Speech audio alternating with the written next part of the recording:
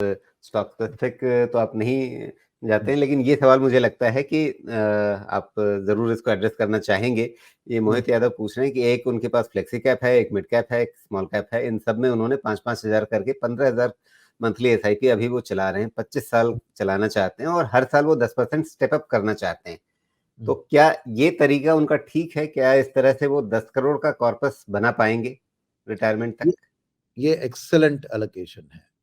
Specially मुझे खुशी है कि उन्होंने flexi cap, mid cap, small cap तीनों में इक्वली डिवाइड किया है, नंबर 1। नंबर 2, एसआईपी के ज़रिए वो आ रहे, तो जो भी वॉलेटिलिटी आएगी उसको फ़ायदेमंद होगी उनको। और 3, उनका 25 साल का आउटलुक है। इससे बेहतर चीज़ हो नहीं सकती है। इनकी पोर्टफोलियो एलोकेशन बिल्कुल फैंटास्टिक है और ज़रूर उनकी जो ख्वाहिश है वो पूरी हो सकती है इस टाइम फ्रेम में। कुछ फ़िक्र ना जी। करें, आप बहुत अच्छा आपने चुना है, स्टिक टू दैट। और एक इंटरेस्टिंग पॉइंट, इन्होंने 10% स्टेप अप, ये बात अक्सर लोग मिस कर जाते हैं। ये चीज़ यस। जो है कि हर साल 10% बढ़ाना है, ये करते रहना जो है कोई ज़रूरी नहीं कि आप 10% ही बढ़ाएँ। कभी आपके पास अगर इनकम सोर्सेज़ बढ़ जाएँ तो आप इसको और भी किसी साल लेग अप कर सकते हैं।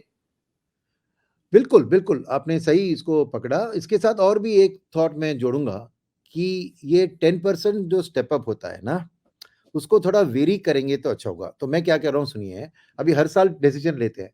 अब जब डिसीज़न लेते हैं, पिछले साल का आप रिटर्न देख लीजिए, ओके?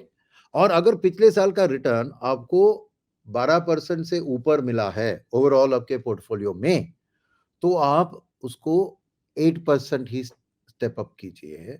और अगर पिछले साल का रिटर्न कम आया, तो अगले साल में आप उसको 12% स्टेप अप कीजिए। तो आप जो पावर ऑफ कंपाउंडिंग और उसको जो मल्टीप्लाई कर रहे हैं, उसमें रुपी कॉस्ट एवरेजिंग का एज इट इज आपको एसआईपी के जरिए मिल रहा है। मगर आप थोड़ा स्मार्ट होंगे क्योंकि इक्विटी मार्केट एक मीन रिवर्शन मार्केट होता है।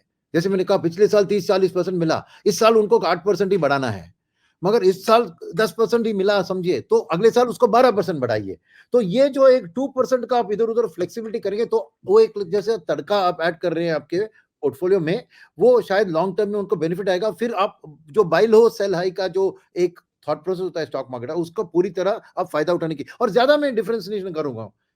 8 to 12 वही जो मैं कह रहा हूं, ये 10 अच्छी चीज है, मगर 8 to 12 आप थोड़ा वेरी करेंगे ना, तो डाउन टर्न में थोड़ा ज्यादा खरीदेंगे तो वो लॉन्ग टर्म में आपको बहुत फायदेमंद रहेगा। एक छोटा ट्वीक जी, में सजेस्ट करूंगा उनको। जी।